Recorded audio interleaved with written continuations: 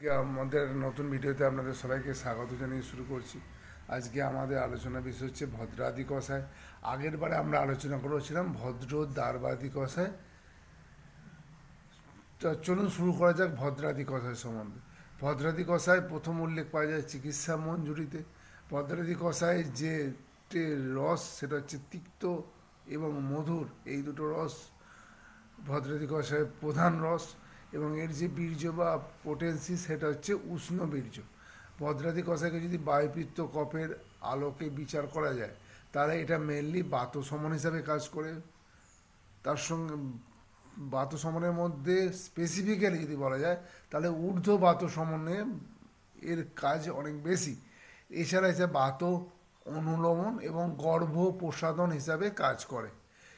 এবার আমরা আলোচনা করবো ভদ্রাদি কষায়ের মধ্যে ইনগ্রেডিয়েন্ট কী কী আছে, কী কী হার্বস দিয়ে তৈরি। এটা হচ্ছে মেনলি রুট অফ ভদ্রার যে মূল কৃষ্ণিপর্ণী, শালপর্ণী, বৃহতি, বলা, বিল্ল, যষ্টিমধু, দেবদারু, ইক্ষু, এই জিনিসগুলো নিয়েই ভদ্রাদি কষায় তৈরি করা হয়। মানে মেনলি এই যে হার্বসগুলো এগুলো সবই বায়ুনাশক হিসাবে কাজ করা হয়।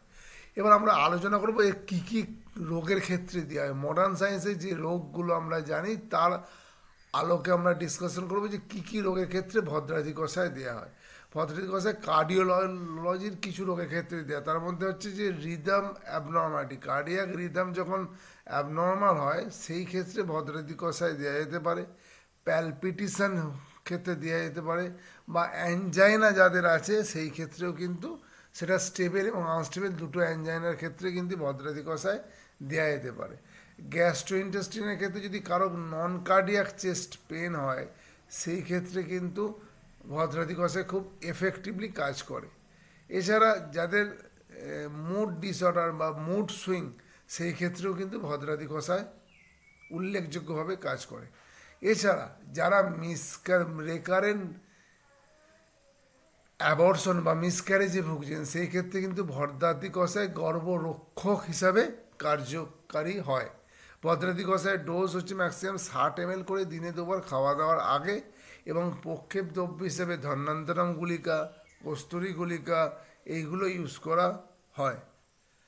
এবং আর একটা কথা যেটা হচ্ছে ভদ্রাদি কষায় মেনলি কিন্তু রসধাতুর ওপর কাজ করে। রসধাতুর যে বায়ু প্রকোপ যদি হয় রসধাতুতে, সেই জায়গায় কিন্তু ভদ্রাদি কষায় অ্যাকচুয়ালি কাজটা করে। এই যে বায়ু সমতা বা নাশ করে যেখানে, সেটা কিন্তু রসধাতুর ওপর মেনলি কাজটা করে।